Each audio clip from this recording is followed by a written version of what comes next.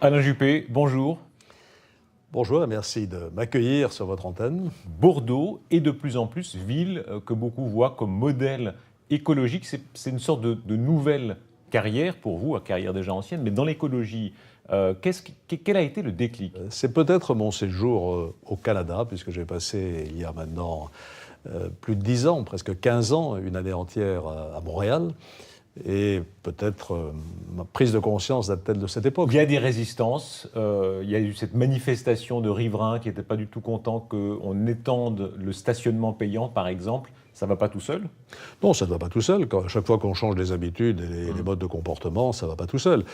Outre le stationnement, qui n'est pas une question absolument essentielle, il y a un autre sujet de tension aujourd'hui à Bordeaux. À Bordeaux, il y a un pont en centre-ville qui a été le seul pont historique pendant près de 2000 ans, le pont de Pierre, et j'ai décidé de le réserver aux tramways, aux bus, aux vélos, à la marche à pied, et pas aux voitures individuelles.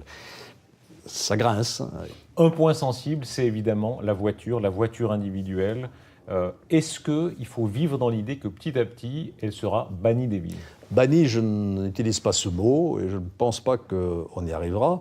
Est-ce qu'il n'y a pas un double discours quand même? Tous les élus disent non, non, rassurez-vous. Et en même temps, on a l'impression, Madame Hidalgo à Paris, beaucoup d'élus en Suisse, que c'est quand même toujours l'arrière-pensée. Mais non, choisissons bien les mots. Il ne s'agit pas de bannir, il s'agit de diminuer. Oui, il faut diminuer la présence des véhicules et des véhicules polluants dans les villes, c'est clair. Aujourd'hui, à Bordeaux, nous sommes tombés à moins de 50% de part modale des véhicules individuels.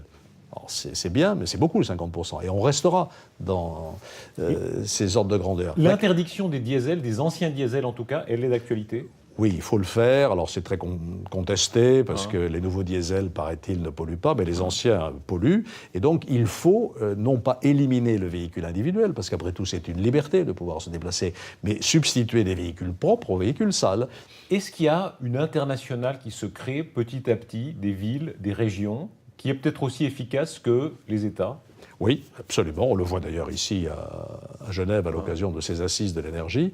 Il y a énormément de liens entre les maires des grandes villes. Schwarzenegger, par exemple, c'est l'exemple que tout le monde connaît, il y en a d'autres. Schwarzenegger, Bloomberg, l'ancien maire de New York, a aussi créé une association de maires avec les grandes capitales. Avant la réunion de Paris de la COP21, il y a eu un sommet des maires auquel je participais.